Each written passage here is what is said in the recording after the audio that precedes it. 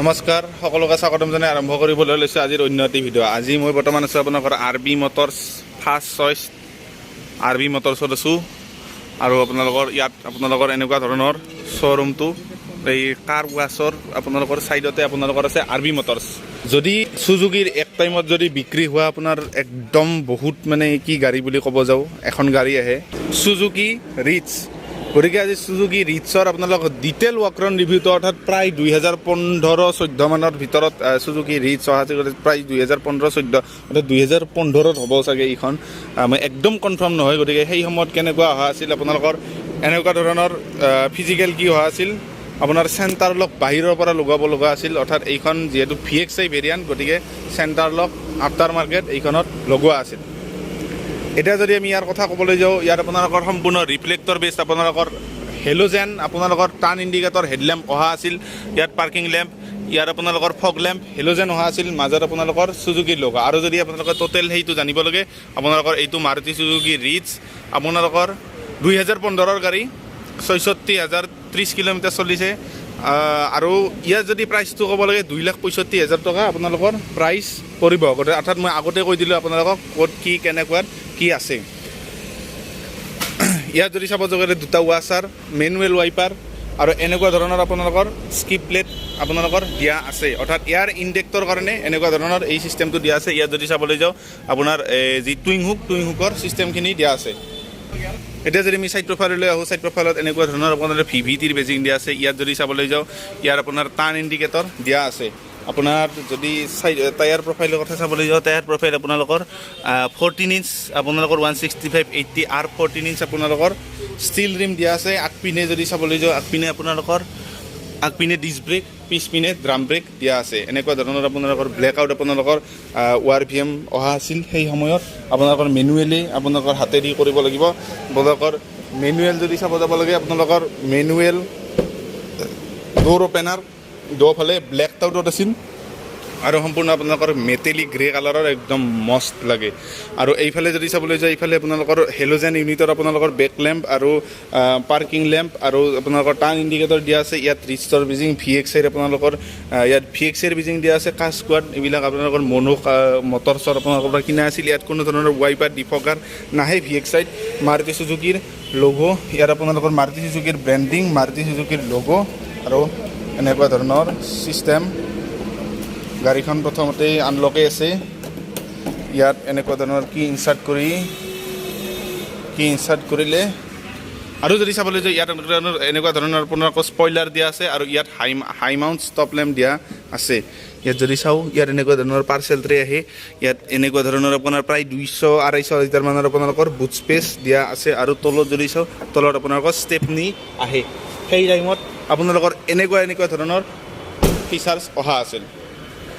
এতিয়া বলক আমি ইয়াৰ ইণ্টেৰিয়ৰলৈ প্ৰৱেশ কৰি যদি ইণ্টেৰিয়ৰ আৰু যদি এইবাৰ চাব লাগে ইয়াৰ আপোনালোকৰ এনেকুৱা ধৰণৰ ছাইড বিডিঙো দিয়া আছে। যদি ইণ্টেৰিয়ৰত প্ৰৱেশ কৰিব লাগে এনেকুৱা ধৰণৰ ইণ্টেৰিয়ৰ আহে ব্লেক আৰু আপোনালোকৰ কাপোৰৰ সেইখিনি দিয়া আছে। ইয়াত যদি চাবলৈ যায় সম্পূৰ্ণ পাৱাৰ উইণ্ডৰ বটনখিনি দিয়া আছে। ইয়াৰ আপোনালোকৰ হাতেদি মেনুৱেল, ইয়াৰ আপোনালোকৰ লক আনলকৰ কাৰণে চিলভাৰত দিয়া আছে। কোনো ধৰণৰ আপোনালোকৰ হাইট এডজাষ্টেবল নাই, ৰিক্লাইনিংবল দিয়া আছে। যদি ইয়াৰ আপোনাৰ কি যদি আমি ইয়াত ইনচাৰ্ট কৰোঁ ইয়াত তলত আপোনালোকৰ লাইট জ্বলিব। গতিকে এনেকুৱা ধৰণৰ কি ইনচাৰ্ট কৰোঁ যদি এনেকুৱা ধৰণৰ আপোনালোকৰ ইনষ্ট্ৰুমেণ্ট ক্লাষ্টাৰ দিয়া আছে।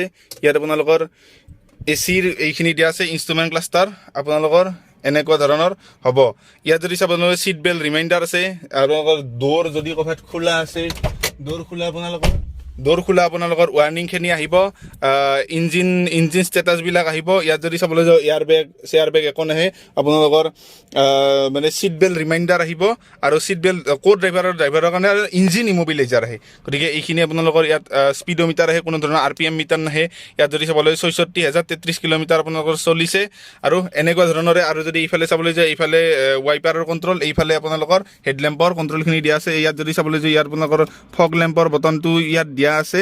আৰু যদি চাবলৈ যাওঁ ইয়াৰ আপোনাৰ হাই মানে হেডলেম্প লেভেলৰখিনি ইয়াত দিয়া আছে। ইয়াত আপোনাৰ AC ভেণ্ট এনেকুৱা ধৰণৰ আপোনালোকৰ দিয়া আছে। এইফালে যদি চাবলৈ যাওঁ এইফালে আপোনালোকৰ মেনুৱেলি আপোনালোকৰ এডজাষ্টেবল IRVM দিয়া আছে। আৰু ইয়াত যদি চাবলৈ যাওঁ ইয়াৰ আপোনালোকৰ RPM মিটাৰটো দিয়া আছে। চাওক সম্পূৰ্ণ আপোনালোকৰ ঘড়ীৰ নিচিনা ইয়াত আপোনালোকৰ RPM মিটাৰ দিয়া আছে ইয়াত যদি চাবলৈ যাওঁ ইয়াত আপোনালোকৰ এনেকুৱা ধৰণৰ অলপ ষ্ট'ৰেজ স্পেচ ইয়াত আপোনালোকৰ এনেকুৱা ধৰণৰ ষ্ট'ৰেজ এনে নাংমান ষ্ট'ৰেজ স্পেচ দিয়া আছে ইয়াত আপোনালোকৰ টিকটক হেজাৰ্ড লেম্পৰ বটন AC ভেণ্ট ইয়াত আপোনালোকৰ মাৰুতি সুজুকিৰ ফালৰ পৰাই অহা ইয়াত নৰ্মেল আপোনালোকৰ ষ্টিয়াৰিং দিয়া আছে ইয়াত আপোনালোকৰ AC ভেণ্ট দিয়া আছে ইয়াত আপোনালোকৰ পাৱাৰ আউটলেট দিয়া আছে 5 স্পীড আপোনালোকৰ মেনুৱেল ট্ৰান্সমিশ্যন দিয়া আছে এনেকুৱা ধৰণৰ আহে ইয়াত যদি চাওঁ ইয়াত আপোনালোকৰ হেণ্ড ব্ৰেকখিনি আহে ইয়াত আপোনাৰ মানে গ্লভ বক্স আহে ইয়াত কিছুমান ষ্ট'ৰেজ স্পেচ আহে আৰু যদি এইফালে চাবলৈ যাওঁ এইফালে আপোনাৰ টিকেট হোল্ডাৰ আছে আৰু এই পাত বা কিহৰ অৰ্থাৎ এই পাত নাজানো কিহৰ আৰু যদি এইফালে চাবলৈ যাওঁ মেনুৱেল ডে নাইট IRVM ইয়াত আপোনালোকৰ ছানৰাইজাৰত এইটো আছে আৰু যদি চাবলৈ যাওঁ এনেকুৱা ধৰণৰে আপোনাৰ মেইন মামলাটো ইয়াত যদি ছেফটি ফিচাৰ্ছৰ কথা ক'বলৈ যাওঁ ছেফটি ফিচাৰ্ছৰ ক্ষেত্ৰত একোৱেই নাহে সেই টাইমত এয়াৰবেগ একোৱেই হোৱা নাছিল গতিকে কি ক'ম ছেফটি ফিচাৰ্ছৰ কথা বেছিকৈ ইয়াত এনেকুৱা ধৰণৰ আপোনাৰ টোটেল চিষ্টেমটো এতিয়া যদি আমি ইয়াত ছেকেণ্ড ৰ'লৈ যাব লাগে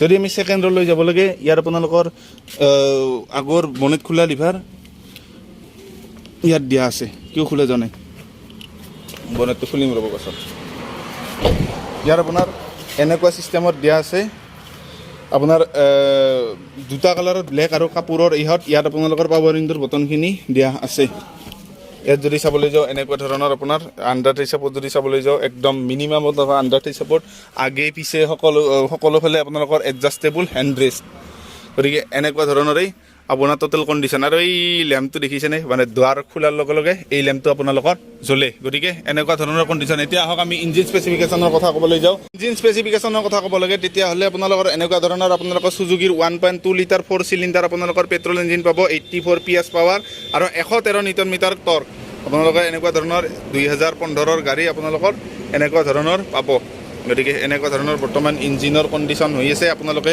চাব পাৰে ইয়াৰ আপোনালোকৰ গোটেইখিনি ডিটেইলছ আপোনালোকৰ দিয়া আছে আপোনালোকৰ কেতিয়াৰ গাড়ী কি গাড়ী আপোনালোকৰ আৰু এবাৰ দেখুৱালে মাৰুতি সুজুকি ইয়াত ৰিটছ 25 ফেব্ৰুৱাৰী 2015 ৰেজিষ্ট্ৰেশ্যন হোৱা গাড়ী 66,030 কিলোমিটাৰ চলিছে আৰু 2,65,000 ইয়াৰ এক্সপেক্টেড আপোনালোকৰ প্ৰাইচ দিয়া আছে গতিকে এনেকুৱা ধৰণৰ গোটেই সেইটো গতিকে আজিৰ ভিডিঅ'টো এইটোৱে আছিল আৰু যদি লাগে আপোনালোকৰ ফাৰ্ষ্ট RB মটৰ্ছত আপোনালোকে কণ্টেক্ট কৰিব পাৰে গতিকে ভিডিঅ'টো চোৱাৰ কাৰণে সকলোকে ধন্যবাদ আৰু যদি ভিডিঅ'টো ভাল লাগিছে ভিডিঅ'টো লাইক কৰিব চেনেলটো ছাবস্ক্ৰাইব কৰিব আৰু মানে ভিডিঅ'বিলাক শ্বেয়াৰ কৰি দিব আৰু ছাবস্ক্ৰাইব কৰিব নাপাহৰে ছাবস্ক্ৰাইব কৰিব গতিকে ভিডিঅ'টো চোৱাৰ কাৰণে সকলোকে ধন্যবাদ thank you so' much love you all